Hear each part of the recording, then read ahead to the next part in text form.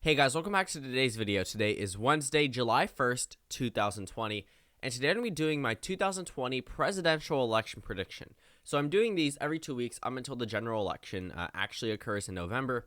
And today we're going to be taking a look at the overall electoral college and discussing which states I believe Donald Trump will win and Joe Biden will win as well. The last time I made a prediction such as this, Joe Biden won with 334 electoral votes, and Donald Trump lost the election, essentially losing his re-election bid with 204 electoral votes. This came as a result of him losing a number of states that he carried in 2016, and the result, to be completely honest, you probably won't change much. We're looking at the same type of electoral group that already supports or does not support President Trump, and he's only dwindling in terms of nationwide support. Joe Biden is pretty steady at a 9 to 10 point lead nationwide, and at that point in time, Donald Trump was on a downhill spiral that is starting to see, we are starting to see plateau. Now, plateauing, while may seem good, Donald Trump was always going to remain at a 40% base regardless. Donald Trump probably won't waver anywhere lower than that just because of the fact that his base is very solid in this country, and a lot of his supporters are very inspired to vote for him on Election Day. Unfortunately, that base isn't enough to win an election outright. Joe Biden is winning over independents and a lot of other, left-leaning Republicans, very similar to governors such as Phil Scott or, Charlie Baker in Massachusetts. A lot of those Republicans that were very close to Mitt Romney and the John McCain campaigns were not too excited to endorse Donald Trump for re-election. Paul Ryan says that he doesn't know who he's going to vote for. Mitt Romney says the same exact thing, which is sort of a subtle endorsement for Joe Biden.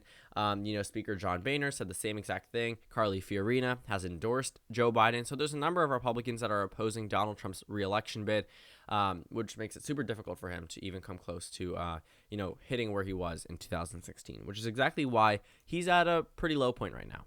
So while he can recover, and I do think that it is possible for Donald Trump to still win this election, even though he may be underwater. He was as underwater in 2016, maybe not when Hillary Clinton had the nomination, but he was, at one point behind her by 10% nationwide, probably sometime around January, February, never really when she had overall won the nomination, but just that it happened and Donald Trump was able to recover is something to note. But the difference about this type of election is that Hillary Clinton was a lot more hated than Donald Trump. That's the main, a lot more hated than Joe Biden. Yes, Donald Trump had a bad approval rating as well, but in most polls, he actually did better than her in terms of nationwide approval.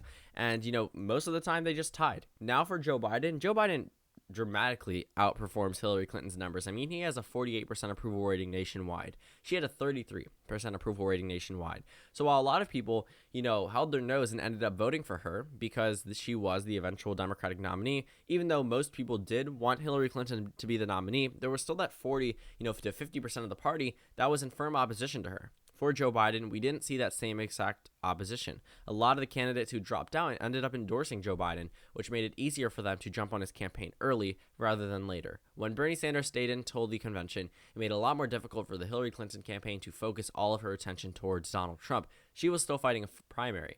Bernie Sanders dropping out in April cleared the pathway for Joe Biden. He no longer had a primary contender, and the general election season began in April compared to practically June, July.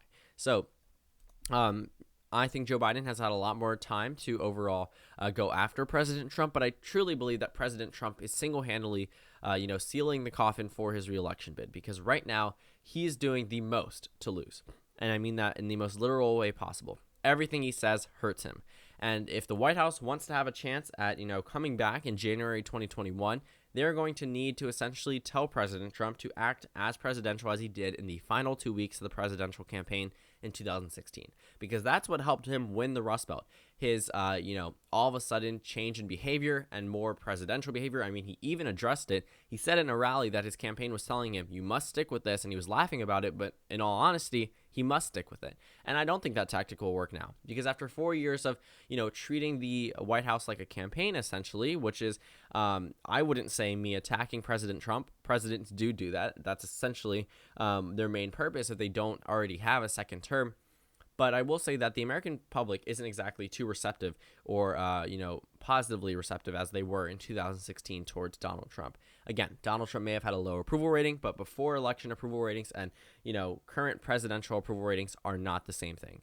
One of them does not have any weight behind it because Donald Trump was not holding any elected office, and then now, of course, he is the president. So we're actually going to go ahead and just take a look at some of these states that are, I would consider to be likely states. Now, I know the coloring looks a little bit different, but I'm sure you'll get used to it by the end of the video. I'm only using it for this video just because I liked how it looks, and that's the one I want to use for today. So Virginia is pretty much the first obvious swing state that goes to the Democratic Party. I think Virginia, New Mexico, and Colorado are pretty much going to vote the same in this election. So Virginia, I think, will be possibly a 10-point margin. Colorado, I could see the same thing happening. And New Mexico does have the possibility of moving over into the safe column. We're seeing a dramatic swing in favor of Joe Biden nationwide. In all of the states that Hillary Clinton sure led in at one point in time, but on election day was not leading in, Joe Biden has dominating leads in. In Florida, Joe Biden leads by 7%. In North Carolina, by 3%. Coming close in Georgia, leading in a Fox News poll that's A- rating from FiveThirtyEight in Texas, leading in Georgia, according to public policy polling. Doing very well in Ohio and Iowa, dominating in the Rust Belt. I mean, yes, polling data isn't always accurate, but it is a general indicator of how these states will go. The polling, again, was not incorrect in 2016 in the sense that you probably thought it was. The mainstream media was incorrect. The polling was not. You can go ahead and take a look at the no toss-ups map on RCP. The day of the election, Hillary Clinton was supposed to win by 6 electoral votes. That's definitely not some landslide victory that a lot of people think the polls predicted. So as Colorado and New Mexico go to the Democratic Party by a likely margin, I would also characterize Minnesota and Nevada the same way. The reasoning, number one, these are two and New Hampshire, actually. I think this can all be grouped together. These are 3 states that went to Hillary Clinton in 2016. Yes, margins may have been narrower than 2012, but she won them nonetheless. Donald Trump has not expanded onto a Democratic base. He has not gained any Clinton supporters, maybe 1% of them, but Biden has definitely gained a number of independents who voted for Donald Trump. I wouldn't exactly say everyone who voted for Donald Trump was a Trump supporter. Obviously, there's his diehard base, and then there's the independent electorate that was, iffy about Hillary Clinton, didn't really trust her, and then moved over to the Donald Trump column on election day. I don't see Donald Trump doing very well with that group anymore. He's not winning amongst white educated voters, meaning they have a college degree. He's, in comparison to 2016, barely winning amongst white non-college educated voters. Even though they make up the plurality of the electorate, doesn't matter. If he's not dominating by as much as 2016, it makes it a lot harder for him to win the election that way. So Minnesota, Nevada, Colorado, New Mexico, Virginia, and New Hampshire, all states Hillary Clinton won in 2016. I absolutely see Joe Biden carrying on election day. So Maine at large, this is Maine's first district. I would consider to be safe, but Maine at large, I would consider to be likely, and we will come back to the second district. That's something we need to talk about. Though Maine did swing 17% in 2016, I absolutely can see it swinging back in favor of the Democrats. Maybe not as strong as it was for President Obama, but pretty strong for Vice President Biden. So this leaves 181 toss-up electoral votes. Let's talk about some states that I'm actually going to characterize now as likely. I'm going to move Alaska's characterization down to the likely column. I'm also going to move Mississippi and South Carolina. Now, the reason for both of these states, Mississippi and South Carolina, is I do think there will be increased African-American turnout. We'll definitely see increased minority turnout across the country, and in these states with a very large African-American presence, I think that it is enough to narrow it down. South Carolina and Mississippi were likely states under President Obama. So yes, they may be solid Republican states in other election years, but Obama was able to make these states, Mississippi at one point was within a 10-point margin, and then Donald Trump ended up winning it by 19%. So Donald Trump won these states by a very large margin against Hillary Clinton, but these 2 states, I do think that with Biden, especially with a woman of color as VP, will increase minority turnout in these states. I'm not too comfortable characterizing, Missouri and Kansas again as likely. I did that in my previous video, but we'll talk about that one a little bit more once more data comes out. I know Missouri just came out with a poll, but again, it's very similar to the Arkansas poll, and it's not exactly rated too high by FiveThirtyEight, so don't put a lot of trust in those, one-off polls. But for Alaska, I definitely do see this one narrowing down. I don't know why I considered it to be safe in the last video. I think it's just force of habit, but Alaska, I do see becoming a likely Republican state. I just truly believe that Joe Biden will narrow down the state. It was a likely state before Donald Trump's election, and he didn't even win it by a safe margin. It was likely in his margin against Hillary Clinton. He won it by 14%. So Alaska, I would say, goes to the GOP, but in the likely margin. I definitely think Joe Biden's going to outperform Hillary Clinton's numbers. So that leaves the entirety of the remaining swing states up for grabs. So we're actually going to go ahead and take a look at Wisconsin. Wisconsin, I think, will go to Joe Biden, but I don't think it'll be by a likely margin. This is different than my characterization of Michigan and Pennsylvania. Now, the reason why, number one, I think Wisconsin is going to be the closest out of the three. Pennsylvania and Michigan have all shown that Biden has strong leads in those states based off polling data alone. In Wisconsin, not so much. And again, what about polling data? Why are we just basing it off of that? I'm not. In 2016, Wisconsin was the largest percentage out of all three of the states for Donald Trump. And also, if you take a look at it in the 2018 midterms, it didn't have as many, good news results as the Democrats did in Michigan and Pennsylvania. And taking a look at where we're going into 2020, Biden was born in Pennsylvania. He absolutely will have that advantage going into it. He's definitely going to visit his home state, whether virtually or in person. For Michigan, that one's pretty much locked down for the Biden campaign. I'm moving Pennsylvania over into the, likely Democratic column. But Michigan remains in the likely Democratic column, but I have yet to move Wisconsin, and for right now, I'm still comfortable characterizing Wisconsin as a lean Democratic state, but still a Democratic state regardless. So we have to go ahead and take a look at Iowa and Ohio. These are two states that, by the way, Joe Biden already won the presidency. Is at 278 electoral votes, but Iowa and Ohio, these are two states that I still will stand by my projection that these states will be likely, why did I say likely? Tilt Republican states. These are two states that voted for Donald Trump by very large margins in 2016, but I absolutely can see Joe Biden narrowing up these races. Again, with increased turnout in Ohio, and I think Biden's ability to improve amongst white voters very drastically will definitely benefit him in predominantly white states such as Iowa. No, every state's predominantly white. Let's say almost every state. Let me think. I guess you could say where the majority of most of the electorate is white. Iowa is whiter in comparison to other parts of the country. I also think, I don't know what just happened. Did my computer just unplug? Whatever. I think that Ohio and Iowa will be tilt Republican states. I do think that it is possible for Biden to win them. I think that it's within striking distance at this point, and before I would not have made that characterization. These used to be solid Republican states based off Trump's 2016 margin. I'm not saying the same now. Trump has definitely lost a significant portion of his base, especially in areas such as Iowa and Ohio and the Rust Belt itself, because this is an area that flipped dramatically from Joe Biden. Practically from Joe Biden, but from the Obama coalition over into Trump's campaign. And I think that a lot of them are going to end up rebounding, but it may be not enough to push back that Republican base in Ohio and Iowa, but definitely enough to push back Pennsylvania, Michigan, and Wisconsin.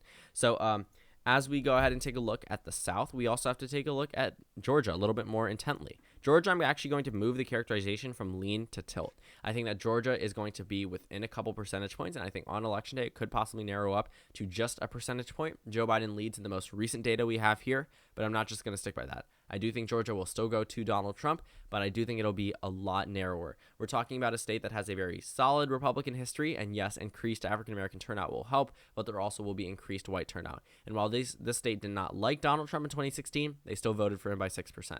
A lot of people who are reluctant to vote for him still ended up doing it on election day, and I think that's going to happen. The Democrats have shown that they really peak at 49% in Georgia, and if there's no significant third-party candidate, I truly believe Georgia will go to Donald Trump by a very small but simple majority.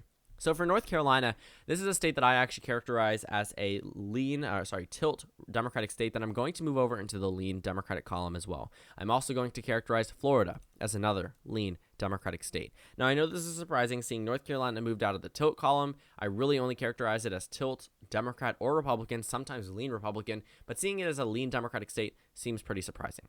Florida right now is very solid for Joe Biden. I don't know what he's doing. I don't know what Democrats in the past have done wrong, but Joe Biden seems to be running up the numbers in Florida. For North Carolina, that's a little surprising, not so much after the 2018 House results, but I will say that there's a lot of energy on Joe Biden's side, maybe not to vote for Joe Biden, but to oust Donald Trump. And a lot of that is rooted amongst minority support, which is very crucial to victories for Democrats in North Carolina. I think with Roy Cooper on the ballot, that will absolutely help Joe Biden. I think with Cal Cunningham on the ballot, I think that will also help Joe Biden. Whether or not Joe Biden will outrun his margin or Cal Cunningham will outrun Joe Biden's margin, I think the Democrats are favored for the governor's race, the Senate race, and of course the presidential race, as you see by my characterization. But Donald Trump, I still think, is going to narrowly carry Maine's 2nd congressional district. I'm still going to keep that as a lean characterization, and I'm still going to remain with my characterization of Nebraska's 2nd District as a lean district for Joe Biden. This leaves 2 toss-up states that have very similar demographics, but are going to vote a little bit differently. For Texas, I still characterize this one as a lean Republican state. I don't have enough information to characterize it as a tilt state yet. I know a lot of people would really like to see Texas as a tilt state, but being realistic, the Republicans are probably going to carry Texas by a 2 to 3 point margin, which is what I consider to be lean. For Arizona, I think Biden could actually expand based off where he is standing right now. Arizona, previously characterized as lean, I'm moving over into the likely Democratic column. I'm likely going to do the same or keep the state the same as the Senate elections when I make my video tomorrow as a likely Democratic state. Yes, Joe Biden may be, winning in some other areas, and I do think that he's probably going to forget about certain states later on in the campaign season. They're probably going to focus all of their attention towards, Arizona, North Carolina, Florida, because they think they have the Rust Belt locked down. I do think that the Rust Belt will be narrow, but I do think that Joe Biden will have a pretty strong victory in 2 out of those 3 states and a narrow election in Wisconsin. And even without Wisconsin, Biden still wins the election. Even without the Rust Belt, and let's say Biden wins Arizona, Florida, North Carolina, Biden still wins the election. So while the Rust Belt, should go back to the Democratic Party just because of the fact that Biden is a lot more popular than Hillary Clinton and he's probably going to outperform her in almost every single state, it's not crucial to a Biden victory if he's winning in other parts of the country. But Arizona, I actually think could move over into the likely column. This is saying Joe Biden could possibly win by a 5 to 6 point margin. Now, I know it seems surprising seeing Arizona, a state that went to Donald Trump in 2016 as a likely state. Based off the data we have right now, all signs are showing that Arizona is taking more and more steps to the left as they progress through elections, through 2018, through special elections, and now through the 2020 election. Comparing it to where it was in 2012, this is a dramatic swing. This is nearly a 15 to 20 point swing compared to where they voted for Mitt Romney in 2012. So Donald Trump already narrowed down the state in 2016 for the Democrats, combined with a very large and rapidly growing minority population, which obviously would directly correlate to Democratic votes. I truly believe that Arizona, as it stands today, would be a likely Democratic state. So thank you guys so much for watching this video. Make sure to comment down suggestions below. I apologize for this video being very long. This is a presidential election prediction. I typically don't make videos this long. Go ahead and check out the Instagram at Let's Talk Elect. We're almost at 1,000 followers, and my Twitter at LT Elections. On your screen, you should see a video tailored for you and a playlist for my 2020 election predictions so you can see how they've evolved. Again, thank you all for watching this video, and I will see you all later today.